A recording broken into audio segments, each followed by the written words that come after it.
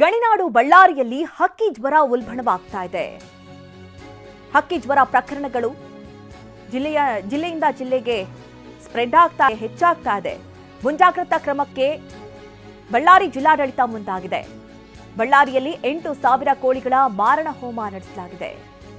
ಅಸಿಲ್ ಕಾವೇರಿ ತಳಿಗಳಲ್ಲಿ ಹಕ್ಕಿ ಜ್ವರ ಪತ್ತೆಯಾಗಿದೆ.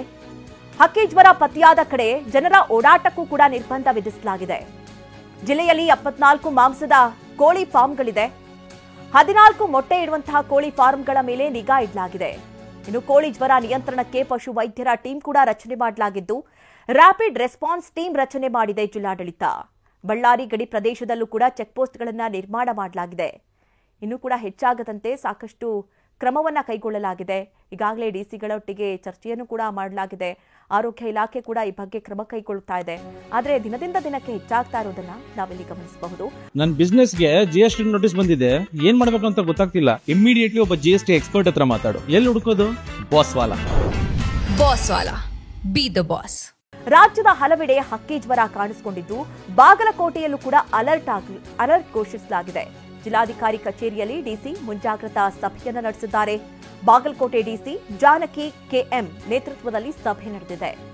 ಪಶು ಸಂಗೋಪನಾ ಇಲಾಖೆ, ಆರೋಗ್ಯ ಇಲಾಖೆ, ಸಾರಿಗೆ ಇಲಾಖೆ, ಜಿಲ್ಲಾ ಪಂಚಾಯತ್ ಅಧಿಕಾರಿಗಳೊಂದಿಗೆ ಡಿಸಿ ಸಭೆ ನಡೆಸಿದ್ದಾರೆ.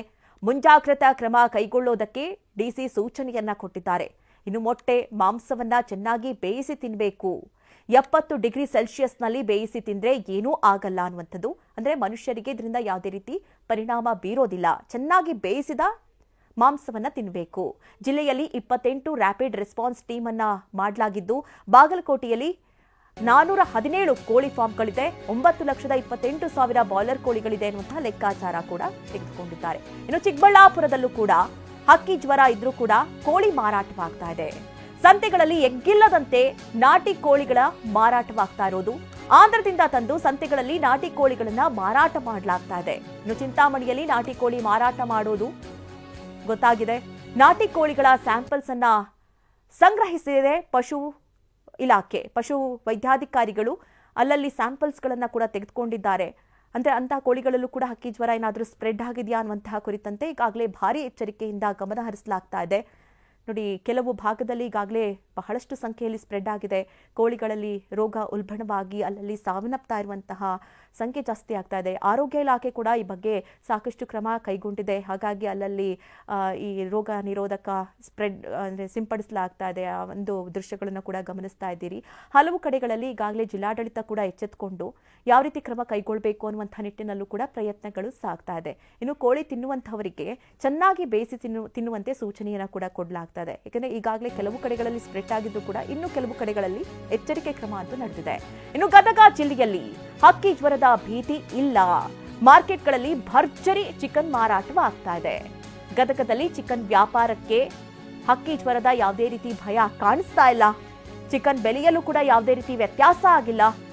ಈಗ ಈ ಮೊದಲೇ ಹೇಗಿತ್ತು, ಕೆಜಿ ಚಿಕನ್ಗೆ ರೇಟ್ 220 ರೂಪಾಯಿ ಇತ್ತು, ಇವತ್ತು ಕೂಡ ಅದೇ ರೀತಿ ಕಂಟಿನ್ಯೂ ಆಗಿದೆ. ಯಾಕಂದ್ರೆ ಗ್ರಾಹಕರ ಸಂಖ್ಯೆಯಲ್ಲಿ ಯಾವುದೇ ರೀತಿ ಹೆಚ್ಚು ಕಡಿಮೆ ಆಗಿಲ್ಲ. ಎಂದಿನಂತೆ ವ್ಯಾಪಾರ ವಹಿವಾಟುಗಳು ನಡೀತಾ ಇದೆ. ಗ್ರಾಹಕರು ಬಂದು ಚಿಕನ್ ಅನ್ನ ಕೇಳ್ತಾ ಇದ್ದಾರೆ. ಹಾಗಾಗಿ ಬೆಲೆಯಲ್ಲೂ ಕೂಡ ಯಾವುದೇ ರೀತಿ ವ್ಯತ್ಯಾಸ ಕಂಡು ಬರ್ತಾ ಇಲ್ಲ. 220 ರೂಪಾಯಿ ಇದ್ದಂತಹ ಚಿಕನ್ ಇವತ್ತು ಕೂಡ 220 ರೂಪಾಯಿ ಇದೆ. ಮತ್ತೆ ಗ್ರಾಹಕರ ಸಂಖ್ಯೆ ಕೂಡ ಎಂದಿನಂತೆ ಸಾಗ್ತಾ ಇರುವಂಥದ್ದು. ಅಂದ್ರೆ ಅಲ್ಲೇನು ಹಕ್ಕಿ ಜ್ವರ ಇಲ್ಲ ಅನ್ನುವಂತಹ ಕಾರಣಕ್ಕಾಗಿ ಜನ ಎಂದಿನಂತೆ ಕೋಳಿ ಮಾಂಸವನ್ನ ಕೊಂಡ್ಕೊಳ್ತಾ ಇದ್ದಾರೆ.